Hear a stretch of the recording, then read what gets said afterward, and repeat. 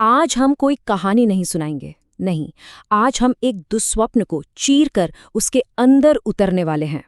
ये कहानी एक ऐसे घर की है जिसकी दीवारें सिर्फ ईंट और गारे से नहीं, बल्कि डर, हिंसा और पागलपन से बनी हैं। ये कहानी है एबी ग्रेस की। चलिए इस दहशत की गहराई में उतरते हैं। ये कोई मासूम सवाल नहीं है। ये एक चेतावनी है। एक फुसफुसाहट जो बहुत जल्द एक कलेजा फाड़ देने वाली चीख में बदलने वाली है। और इन्हीं शब्दों से उस रहस्य का ताला खुलता है जो एक पूरे परिवार को निगलने के लिए तैयार बैठा है। कहानी के बीचों बीच है दो लोग, बेन और स्टेसी, और वो अपने ही घर में कैदी हैं। उन्हें लगता था कि ये घर उनकी जेल है, पर वो कितने गलत थे। घर जेल नहीं था, घर एक शिकारी था, और असली कैद तो अभी शुरू होने वाली थी। बेन का दिमाग, वो तो पहले से ही एक पिंजरा था। एगोराफोबिया ने उसे 23 साल से इन 4 दीवारों में कैद कर रखा था। वो सोचता था कि वो अंदर सुरक्षित है। हाँ, उसे क्या पता था कि उसने खुद को दुनिया से नहीं, बल्कि दुनिया को उस चीज से बचाया हुआ था जो अंदर आने वाली थी। क्योंकि वो चीज ठीक ऐसे ही एक कमजोर, टूटे हुए दिमाग की तलाश में थी। देखिए, घर में असली भूत के आने से बहुत पहले से एक और भूत रहता था, उनकी मरी हुई माँ की यादें। यही वो जहर था जो घर की नींव में धीरे धीरे रिस रहा था, दीवारों में दरारें बना रहा था। उन्हें पता ही नहीं था कि उनकी ये आपसी नफरत उस शैतानी ताकत के लिए दरवाजा खोल रही थी। व्यवस्था, नियंत्रण।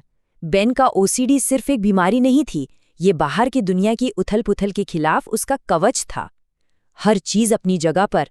लेकिन वो ये नहीं जानता था कि जिस तबाही से वो डरता है, वो दरवाजा खटखटाकर नहीं आती। वो तो पहले से ही अंदर है, और वो बेन के इस छोटे से परफेक्ट संसार को तोड़ने वाली थी। और फिर घर सांस लेना शुरू कर देता है। दीवारों के पुराने जख्मों से जैसे खून रिसने लगता है। और पहला संकेत कोई आहट या परछाई नहीं है। नहीं, ये एक हिंसक, जानलेवा हमला है। ड्यूक, उनका प्यारा कुत्ता, उनका रक्षक, उनका इकलौता वफादार साथी, और अचानक उसकी आंखों में वफादारी की जगह वहशत उतर आती है। क्या वो बस बीमार है, या वो उस चीज को देख पा रहा है जो अभी तक इंसानी आंखों से छिपी हुई है? जहां प्यार था, वहां अब सिर्फ खून के प्यासे दांत और पंजे हैं। घर ने अपने ही सबसे बड़े पहरेदार को उनके खिलाफ कर दिया है। खेल की बिसात से पहला मोहरा हट चुका है। अब वो घर में पूरी तरह से अकेले हैं, असुरक्षित हैं। हर घर का एक अतीत होता है। इस घर का अतीत एक गहरा जख्म है। खून से लिखी एक ऐसी कहानी जो सूखने से इनकार करती है। और अब उस कहानी के पन्ने एक बार फिर पलटने वाले हैं। ये कोई इत्तेफाक नहीं है, ये एक पैटर्न है। मौत का एक सिलसिला, हिंसा का एक चक्र जो हर कुछ दशकों में खुद को दोहराता है। ये घर सिर्फ एक इमारत नहीं, ये एक कब्र है जो हमेशा और लाशों के लिए भूखी रहती है। और अब लिंच परिवार की बारी है। और अब उस दहशत का एक चेहरा है, एक नाम, एबी ग्रेस। एक टूटी हुई, दर्द से तड़पती लड़की जो अपने आसपास हर चीज को तोड़ देना चाहती है। ये कोई भटकी हुई आत्मा नहीं है जो मदद मांग रही है। नहीं, ये एक जाल है। एक ऐसी आत्मा जिसे बुराई ने जहरीला कर दिया है, जो दर्द और बदले की आग में जल रही है, और उससे अपना अगला शिकार मिल चुका है। अब खेल खत्म। फुसफुसाहटों का वक्त गया। अब वो सिर्फ घर में नहीं रहना चाहती, वो किसी के अंदर रहना चाहती है। शिकार शुरू हो चुका है। जिस एक्सपर्ट को मदद के लिए बुलाया, वो अपनी जान बचाकर भाग गया। बहन अंधेरे में कहीं गायब हो गई।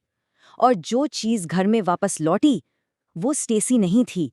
शरीर उसका था, पर अंदर की वहशत, अंदर की नफरत किसी और की थी। ये शरीर मर जाएगा, वे हमेशा मरते हैं। ये आवाज स्टेसी की नहीं है, ये एक वादा है, मौत का वादा, जो उसकी अपनी बहन के होठों से निकल रहा है।